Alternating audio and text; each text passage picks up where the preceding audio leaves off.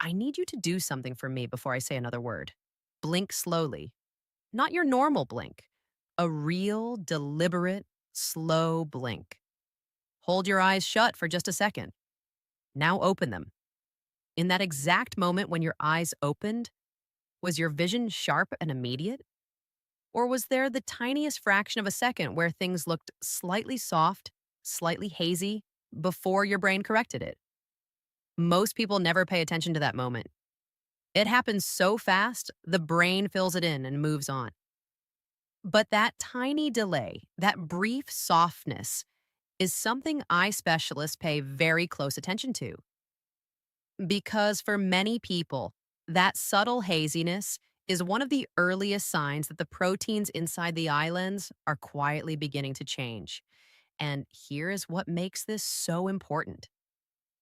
That process often starts years, sometimes more than a decade, before anyone ever gets a cataract diagnosis. The damage does not begin on the day a doctor tells you there's a problem. It begins silently, slowly, in the background of daily life. And for many people, it is being quietly accelerated by something they are consuming every single day without knowing it. I am Dr. Megan Foster. I have spent more than 20 years working with patients dealing with aging related health conditions, metabolic issues, and vision decline. And one of the most common things I hear from patients, even health conscious patients, is this: Doctor, I thought cataracts were just part of getting older. I thought there was nothing I could have done. I understand why people believe that. That is what most people are told. Age plays a role. Genetics play a role. But what research is increasingly making clear is that something else is also happening, something that is within your control, something that is influenced by choices made multiple times every single day. And it often begins with three extremely common foods, three white foods specifically, foods that are in almost every kitchen in the world, foods that feel normal, harmless, even healthy to many people. But before I get into those foods, stay with me through this entire video. Because the third food is something almost nobody expects. And what I am going to share about the actual mechanism behind all of this, the real science of how these foods affect your eye lens, is the kind of information that will permanently change how you look at what you eat. Now, let me take you back for a moment. Think back 10 years, maybe 15. Remember what it felt like to read a restaurant menu in dim lighting without any difficulty. Remember how driving at night felt natural and comfortable? Streetlights were just streetlights, not glowing halos surrounded by light. Colors looked vivid and sharp. Reading fine print took no effort at all. Your eyes just worked. Most people do not notice when those things begin to change. It happens so gradually that the brain adapts along the way. You start holding your phone a little farther from your face. You choose the table near the window at the restaurant. You add a brighter lamp to the room. You avoid driving after dark when you can because it just feels easier. Small adjustments. Each one seems minor at the time. Until one day someone says to you, and these words land differently than you expect, "You are developing cataracts." And in that moment, most people feel surprise, then quiet dread, then almost immediately. When did that happen? How long has this been going on? The answer, in many cases, is a long time. And for many people, the process was being quietly accelerated the entire time by something no one ever told them to look at. Here's the critical point I need you to understand before anything else. That process is not always inevitable. It is not simply your body wearing out on a fixed biological schedule that nothing can touch. For many people, it is driven by specific chemical changes that happen inside the body over time, changes that are directly influenced by diet and lifestyle. Understanding that is what gives you real practical power to slow things down, to protect tissue that cannot repair itself, to buy yourself years of clearer, healthier vision. That is why this conversation matters. So let me explain what is actually happening inside the eye. In plain terms, anyone can understand. Inside your eye is a structure called the lens. Think of it like a small, perfectly clear window. It sits just behind the colored part of your eye, and its job is to focus incoming light onto the back of the eye so your brain can produce a clear image. This lens adjusts constantly all day long without you ever consciously thinking about it. The lens is made up of very precisely arranged proteins. When those proteins stay smooth, organized, and flexible, light passes through cleanly and your vision is sharp. But here is what happens when things go wrong. There is a chemical process that happens in the human body called glycation. You do not need to memorize that word, but I want you to understand what it means in practical terms because it is the heart of everything we are talking about today. Glycation happens when sugar molecules circulating in the bloodstream attach themselves to proteins. When a sugar molecule latches onto a protein, that protein changes. It stops working the way it should. It becomes stiff where it used to be flexible. It clumps together with other damaged proteins. It loses its normal organized structure. This happens throughout the body. When it happens to proteins and blood vessel walls, those vessels become stiffer. When it happens to proteins in the skin, collagen breaks down and you see more wrinkles. When it happens to proteins in the nerves, you get nerve damage. And when it happens specifically to the proteins inside the eye lens, the proteins that are supposed to stay perfectly clear so light can pass through without obstruction, those proteins cloud over. They become opaque. Light can no longer pass through cleanly. That clouding of the lens is exactly what a cataract is.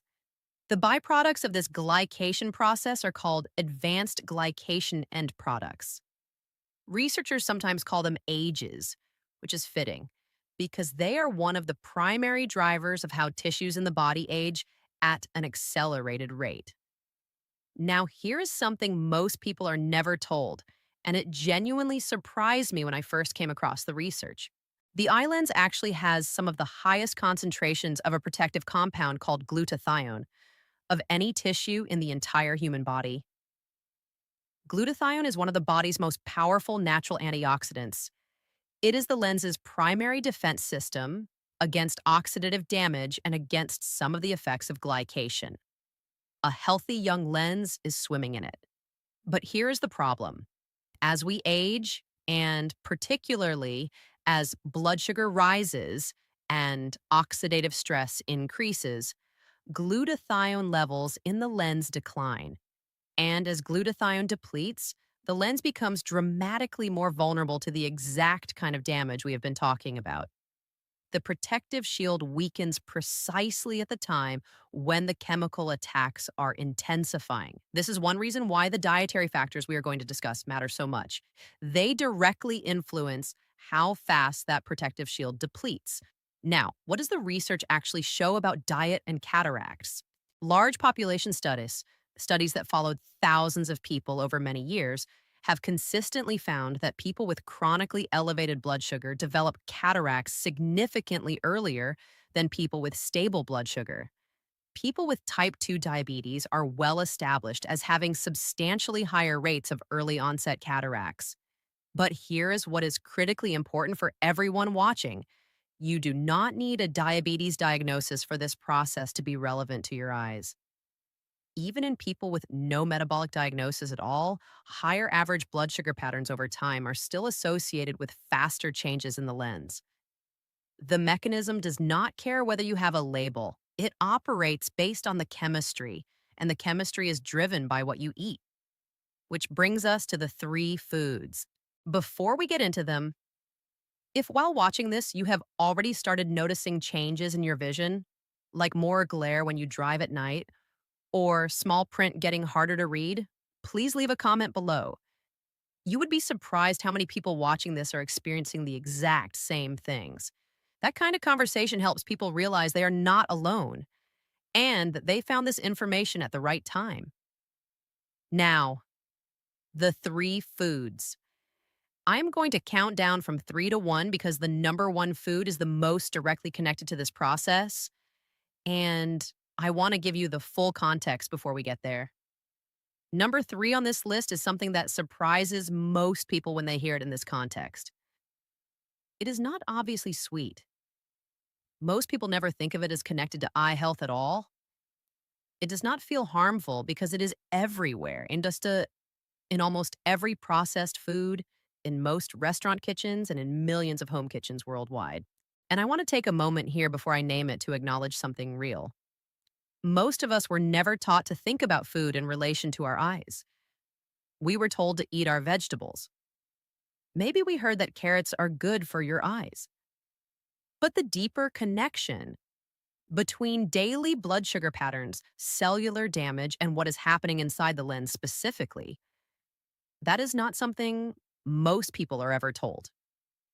And the fact that you are watching this and learning about it now genuinely matters because this is the kind of information that shifts how you see every meal. The food is industrial seed oils, soybean oil, corn oil, canola oil, sunflower oil, cottonseed oil, and similar highly refined vegetable oils made through industrial processing. These oils are present in enormous quantities in the modern food supply. They are in almost every bag of chips and crackers. They are in most salad dressings, packaged sauces, frozen meals, and processed snack foods. If you pick up any packaged food and look at the ingredient list, there is a very good chance one of these oils is on it. Most people assume these oils are perfectly fine because they are used so universally. But widespread use is not the same as harmless, and the timeline for chronic cumulative damage is much longer than people realize. The issue is not simply that these are fats. Fat itself is not the problem. The human body needs fat. The brain is roughly 60% fat by dry weight. Every cell membrane in the body requires fat to function. The problem with industrial seed oils is specifically their chemical structure and what happens to them during processing and cooking.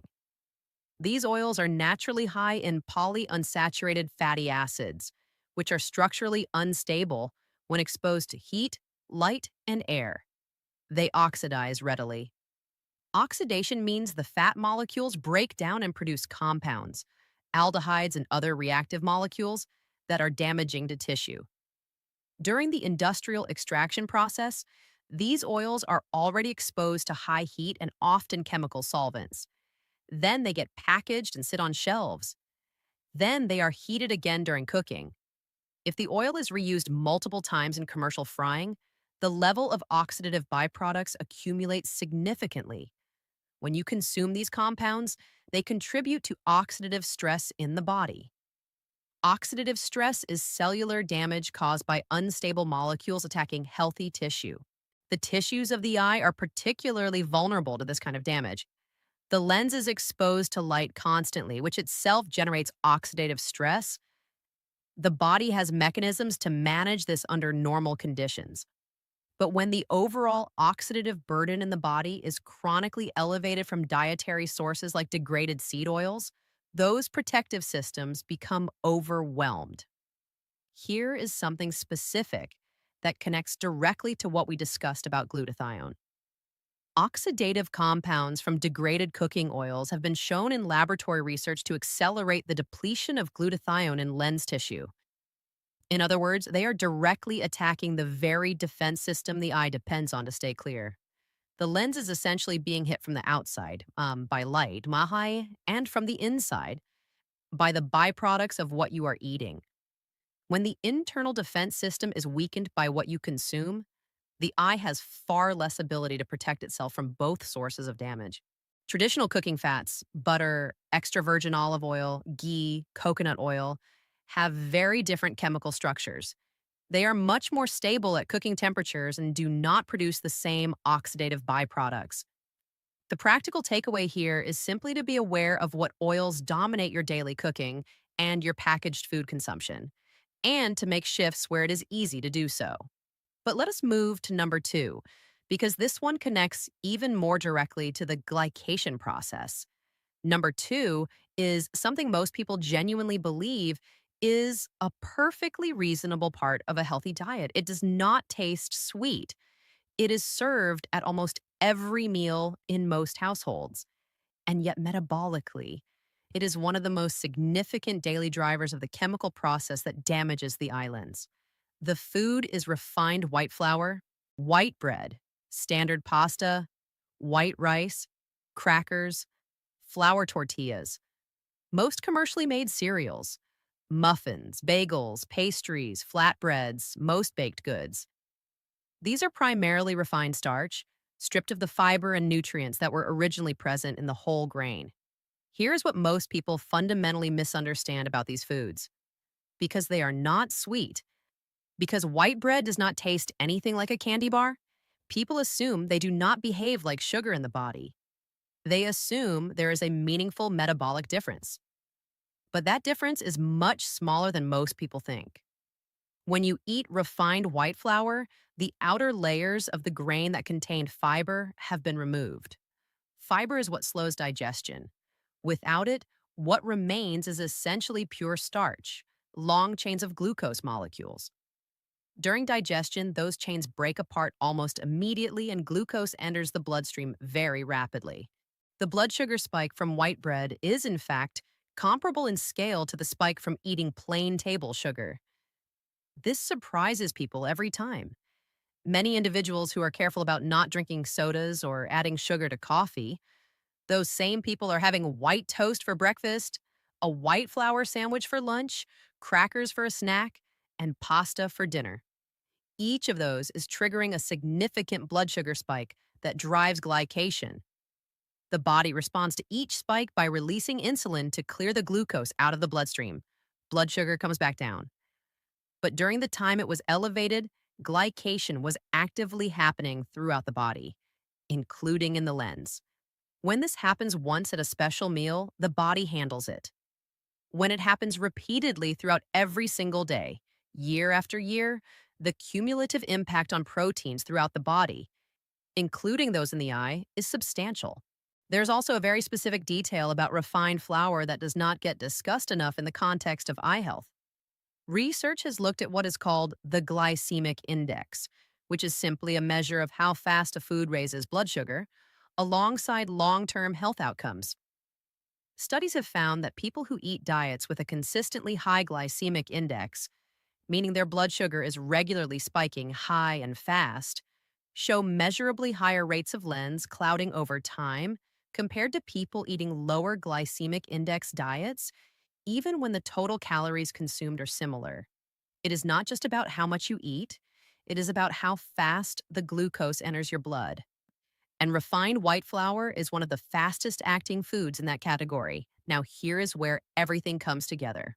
Because everything we have discussed, the glycation process, the oxidative stress from damaged oils, the blood sugar spikes from refined flour, all of it points toward the same number one food, the one that is most directly and powerfully connected to this mechanism. The one researchers most consistently point to when studying diet and cataract formation. And before I tell you what it is, let me be direct about something. This is not a scare story. This is not about creating anxiety around food or making you feel guilty about the past. Guilt is not useful. What I want to give you is genuine understanding, a clear picture of the mechanism, so that your choices going forward are informed ones. Knowledge changes behavior more effectively than fear does. The number one food is refined sugar, not the natural sugars found in whole fruit alongside fiber and water, not sugars found naturally in plain dairy or vegetables. I am specifically talking about refined sugar that is added to foods and drinks, sodas and sweetened beverages of all kinds, candy, cookies, cakes, pastries, sweetened yogurts, energy drinks, sweetened coffee drinks, bottled sauces like ketchup, teriyaki, and barbecue sauce, most of which contain more added sugar than people expect. Breakfast cereals, including many marketed as healthy. Flavored instant oatmeal. Granola and most granola bars. Packaged soups, breads, and condiments with added sugar. The scope of where added sugar hides in modern food is vast. Most people significantly underestimate how much they are consuming across an average day. Here's why refined sugar sits at the very top of this list. Sugar is the most direct and efficient driver of glycation. Refined sugar, especially in liquid form like sodas and sweetened drinks, enters the bloodstream with almost nothing to slow it down. No fiber, no competing nutrients requiring digestion. Blood sugar begins rising within minutes.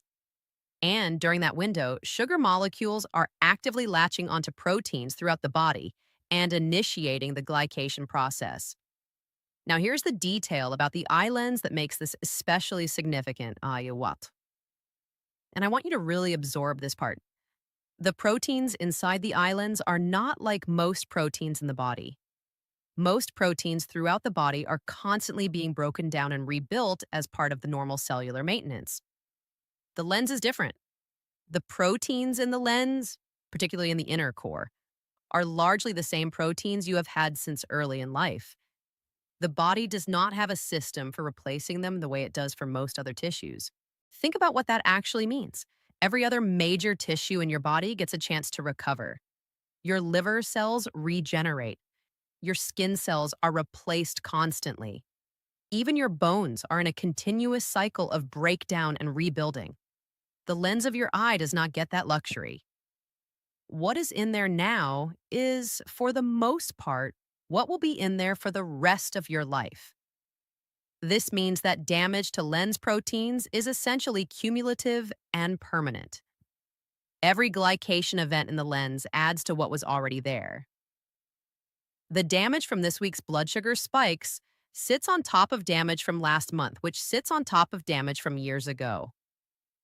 Over decades, this accumulation of stiffened, clumped, structurally damaged proteins progressively clouds the lens. That is cataract formation in plain terms. There is also a specific type of sugar worth understanding here, and most people have never heard this explained. Fructose, which is a component of table sugar and is the primary sugar in high fructose corn syrup, undergoes glycation at a rate that is roughly 10 times faster than glucose. 10 times. Fructose is not regulated by insulin the same way glucose is. It goes directly to the liver and creates a different metabolic pathway. And its glycation rate, its ability to bind to and damage proteins, is dramatically higher than regular glucose. Sweetened beverages that use high fructose corn syrup, which includes most sodas and many juices, are particularly aggressive drivers of glycation stress in the body. This is one reason why liquid sugar is consistently singled out in research as especially problematic. A morning coffee with sugar and flavored creamer, a bowl of cereal, a mid-morning granola bar, a sandwich with sweetened bread and ketchup, an afternoon flavored drink, a dinner with a sweet sauce, a few cookies in the evening. Individually, each seems minor. Together, they represent the body spending most of its waking hours in an elevated blood sugar state, with glycation actively occurring in all protein systems, including the lens. The lens never gets a recovery window, it simply accumulates the damage. Now, let me shift to something genuinely practical, because understanding what causes a problem is only useful if it leads to something you can actually do differently. For the next 30 days, try this one experiment. Not a complete overhaul of your diet, just this. Pay honest attention to how many times per day refined sugar and refined flour appear in your meals. Not to judge yourself, just to see it clearly. Most people, when they genuinely pay attention for the first time, are not surprised by the obvious things. They are surprised by all the places they never thought to look. The sweetened yogurt that felt like health food, the sauce on the protein, the bread that came automatically with the meal, the granola bar that seemed like a smart snack. Seeing the pattern clearly is the first step, and it changes behavior naturally because you understand why it matters. Beyond that, a few specific practical shifts make a meaningful difference without requiring a lifestyle overhaul. With bread and flour based foods, choosing whole grain versions, where the fiber is still intact, produces a slower, smaller blood sugar response compared to refined white flour versions. Sourdough is another option. Many people find works well as the fermentation process partially breaks down the starch. It is also worth understanding that portion size and meal composition matter. A moderate portion of white rice alongside plenty of vegetables, protein, and fat produces a very different blood sugar response than eating that same white rice alone. Pairing any carbohydrate with fiber, fat, and protein slows glucose absorption and blunts the spike. This is practical, real world information that helps you navigate normal eating situations without being extreme about it. With drinks, this is one of the highest leverage changes you can make. Liquid sugar enters the bloodstream faster than almost anything else. Replacing even one or two sweetened drinks per day with plain water, sparkling water, unsweetened tea, or black coffee produces a noticeable reduction in daily blood sugar load. With cooking oils, replacing corn oil, soybean oil, sunflower oil, and canola oil with extra virgin olive oil, butter, or ghee in your home, cooking is a practical and achievable shift. These fats are more stable at cooking temperatures and do not produce the same damaging oxidative byproducts. I also want to talk about something that most eye health conversations leave out entirely, yes, and that is the connection between blood sugar spikes and inflammation in the eye specifically. When blood sugar rises rapidly, it does not just trigger glycation. It also triggers an inflammatory response in the body. Inflammation is the body's emergency signal, its way of responding to stress or damage. In short bursts, inflammation is useful and protective. But when it is triggered repeatedly throughout the day, every day, chronic low-grade inflammation becomes a problem. Inside the eye, chronic inflammation affects not just the lens, but the surrounding structures. The fluid inside the eye, the tiny blood vessels that feed eye tissue, and the cells that make up the internal lining of the eye. Research has shown that markers of systemic inflammation, compounds the body produces during inflammatory states, are measurably elevated in people with cataracts compared to people without them. This suggests that the inflammatory response triggered by repeated blood sugar spikes is not just a side effect, it is an active contributor to the damage process happening inside the eye. This also connects to why people who have other inflammatory conditions, arthritis, chronic gut problems, skin conditions driven by inflammation, often also have higher rates of early eye changes. The body's inflammatory systems are interconnected. When they are chronically activated in one place, the effects ripple through other tissues as well. Understanding this means that anything that reduces chronic inflammation in the body is also, in a real sense, protecting the eyes. And the most powerful dietary drivers of chronic inflammation are exactly the three foods we discussed today: refined sugar, refined flour, and oxidized seed oils. Now, I also want to mention something that often gets overlooked in conversations like this, and that is the role of specific nutrients that actively support eye health alongside reducing the harmful foods. Lutein and zeaxanthin are two compounds found naturally in green leafy vegetables: kale, spinach, collard greens, and in egg yolks.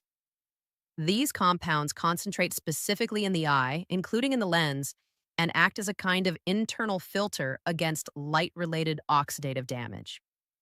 Research has shown that people with higher levels of lutein and zeaxanthin in the diet have lower rates of cataract progression. So while reducing the harmful inputs matters enormously, adding protective inputs matters too.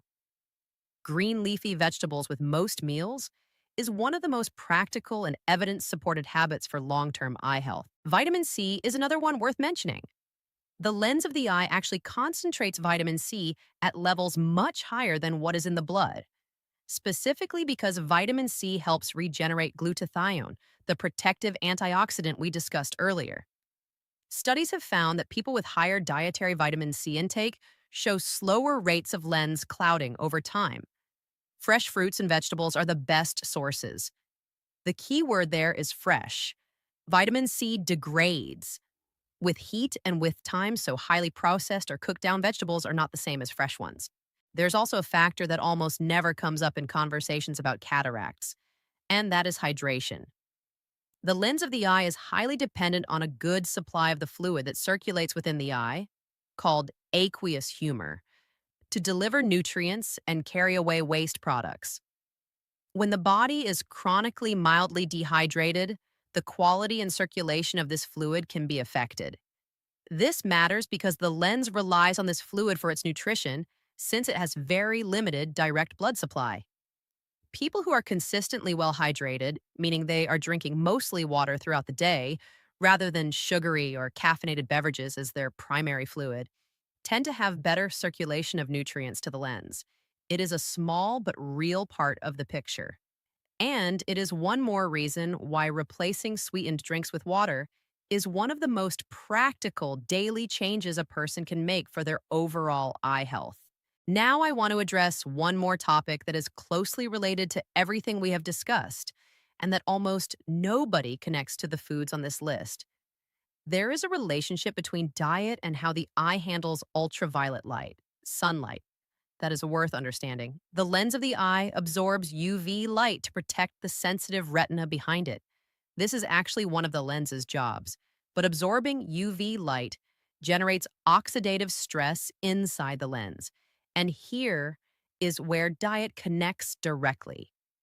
The antioxidant compounds in the lens, glutathione, vitamin C, lutein, zeaxanthin, are what the lens uses to neutralize that UV-generated oxidative damage. When those compounds are plentiful, the lens handles UV exposure reasonably well. When those compounds are depleted, because diet is poor, because refined sugar and processed oils have overwhelmed the body's antioxidant systems, the lens becomes far more vulnerable to UV damage. This is why cataract rates are significantly higher in populations with both high sun exposure and poor dietary antioxidant intake. It is not just the sun causing the problem. It is the combination of UV exposure hitting a lens that is already depleted of its natural defenses because of diet. This does not mean sunlight is the enemy. Sunlight is essential for health in many other ways. But it does mean that wearing quality sunglasses that block UV light is a genuinely useful protective measure, and that its benefit is amplified when the lens is also being protected from the inside through good dietary choices. The two work together. It also means that the three foods we discussed, refined sugar, refined flour, and industrial seed oils, are not just causing direct glycation and oxidative damage. They are also indirectly lowering the eye's defenses against environmental damage that is happening every time you step outside. The internal chemistry and the external environment are not separate stories. They are the same story told from different angles.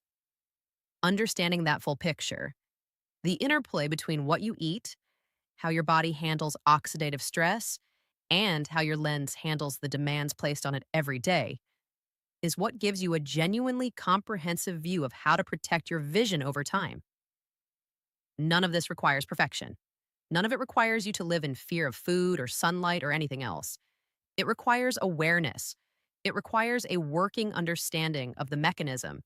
And it requires consistent, modest choices repeated over time. That is the whole formula. That is the whole. I also want to address something that often comes up when people hear information like this. Sometimes people feel a kind of delayed regret, a sense of, I wish I had known this 20 years ago. And that feeling is understandable. But I want you to resist it because it is not useful and it is not accurate. The body is not simply banking damage with no response to change. When the inputs shift, the body responds. Not perfectly, not immediately undoing decades of exposure, but meaningfully. Blood sugar patterns can stabilize within weeks of dietary changes. Markers of oxidative stress in the bloodstream can improve within months. The internal chemistry that your tissues live in is not a fixed, unchangeable thing. It responds to what you do today, not just to what you did in the past. The lens proteins that are already damaged will not unclouded themselves. That is true. But the rate at which new damage accumulates, the speed at which the condition progresses, is absolutely influenced by what is happening in your body right now. And that is what you have the ability to affect starting today. Now, I want to address a question I know comes up for many people watching this. What if you already have cataracts? Is this information still relevant? Yes, absolutely yes. Cataracts exist on a spectrum. The vast majority of people told they are developing cataracts are in the early to moderate stages. A mild cataract may not require surgery for many years. And one of the factors that determines how quickly it progresses is exactly the kind of ongoing glycation stress and oxidative damage we have been discussing. Reducing that daily chemical burden does not reverse the clouding that already exists, but it can meaningfully slow the rate at which additional damage accumulates. The difference between a cataract that progresses slowly and one that progresses rapidly can mean years of comfortable, manageable vision versus needing surgical intervention much sooner. For people who are younger and do not have cataracts yet, this is the ideal time. The lens proteins are accumulating damage from this process starting in your 30s and 40s, long before any clinical signs appear. What you do consistently during those decades directly determines what your lens looks like in your 60s and 70s. And there is a broader picture worth understanding here. Industrial seed oils, refined white flour, and refined sugar are all primarily products of modern industrial food processing. None of them existed in anything close to their current form or current volume for most of human history. Refined sugar was a rare luxury for most of recorded history. Refined white flour became widely available only in the last few centuries. Industrial seed oils are genuinely a 20th century invention. Now, I want to be careful here not to oversimplify. Human health is complex. Genetics matter, sleep matters, stress matters, movement matters. The body is not a simple equation, but what the research consistently shows is that these three foods, when consumed in the quantities that have become normal in the modern diet, shift the body's internal chemistry in ways that accelerate tissue aging. Not in every person equally, not as the only factor, but as a consistent, meaningful contributor that is within your control to address. To the rise in metabolic disease, inflammatory conditions, and accelerated tissue aging over the past century maps closely to the rise in consumption of exactly these foods. The genuinely hopeful part of this is that the human body is responsive. When you change the inputs, the body changes what it can. When oxidative stress decreases, antioxidant systems work more effectively.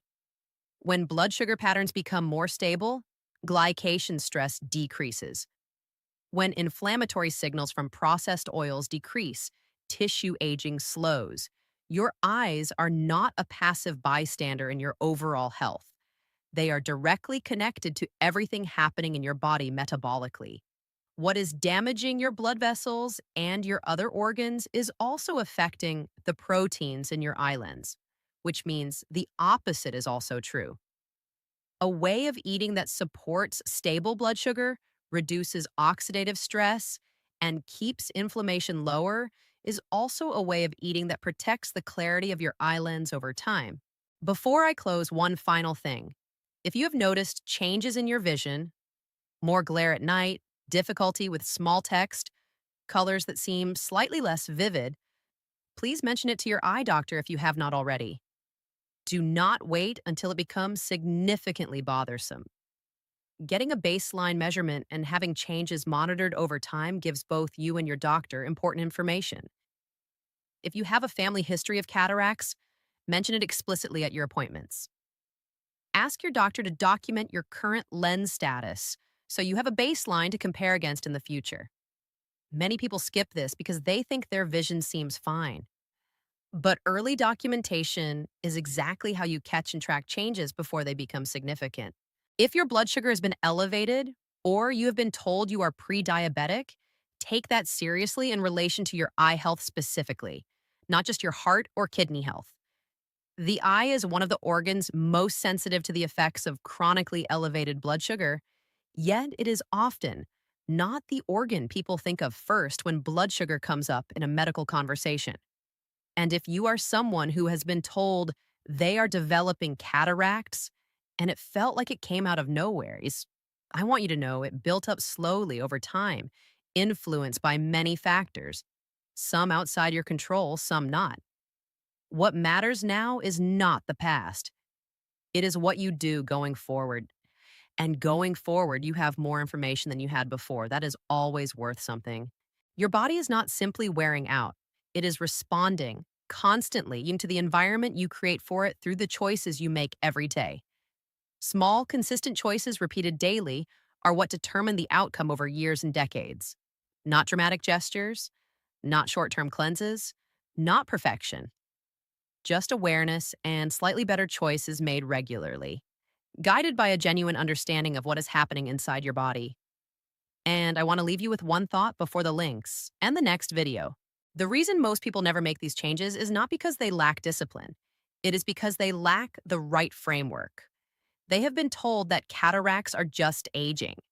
They have been told that what they eat does not really matter for their eyes in any specific way. They have been given no reason to connect their breakfast choices to what is happening behind their eyes.